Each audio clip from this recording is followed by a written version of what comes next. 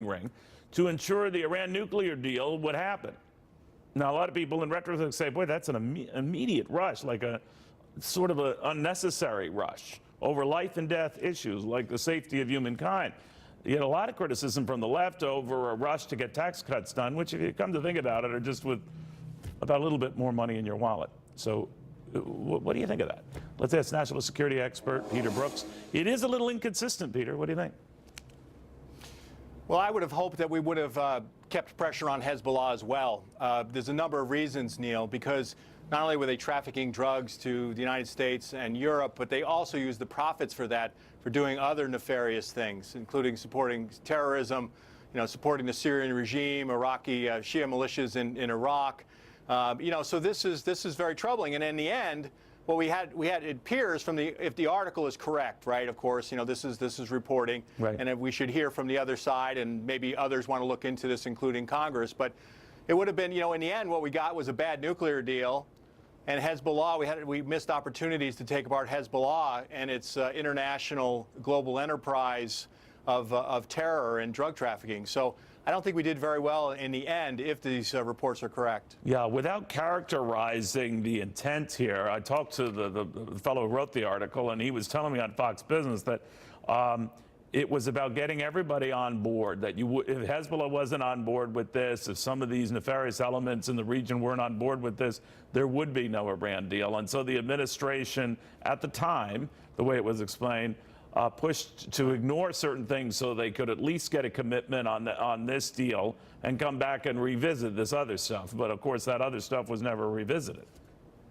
Yeah, that's the way it appears, and that's troubling. And we can't go back and replay this, can we? We can't examine what they call the hypothetical counterfactual if they had done something differently. I believe that we really had Iran in a situation there with the international sanctions that we could have continued to put pressure on them, and I think they would have come to the table, but can't go back and examine that either.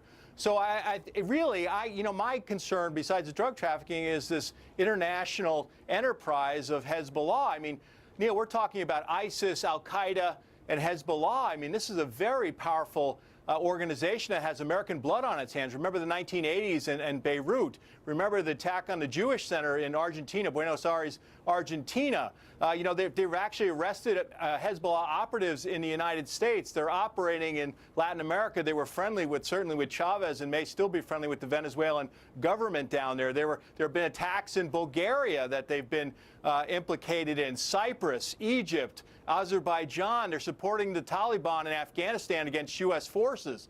So, I mean, I would have liked to have us put pressure both on Iran and Hezbollah, but that is looking at something in the rearview mirror. Well, clearly you get a sense that time was a wasting, and I think of the pallets of cash that were, put on private jets to close the deal. We're told that had nothing to do with the deal being signed off on. Then we get word of this and what other allowances might have been made.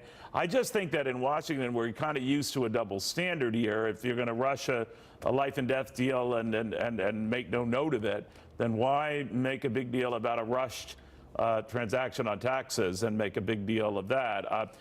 Much could be said about the way the whole healthcare thing was. I'm getting outside your field here. I understand, but my point is right. that this is something rushing that would be a far more concern to me, at least, because this involves bad guys with bad weapons doing bad things with them. Yeah, of course. And of course, I'm not sure I don't think we got a good deal on the nuclear deal either. I mean, that has sunset provisions. In other words, they're going to be held up potentially, if we know what they're really doing, for 10 years. We can't visit military sites where they could be doing covert nuclear research. They're allowed to continuing research on their centrifuges. I mean, there's all sorts of problems here. So I think we didn't do well in any case. I understand the intent of the Obama administration, and they were focused on that. And I think it would be fair to ask some of their senior policymakers to defend what has been, laid out in this Politico article. And it also shows people how difficult international affairs can be. Yeah, but if you're going to criticize a rush job, you have to be consistent on that. Peter Brookes, thank you very much, my friend. Good seeing you. Thanks for having me. We are supposed to be getting an update, by the way, on that Amtrak derailment here.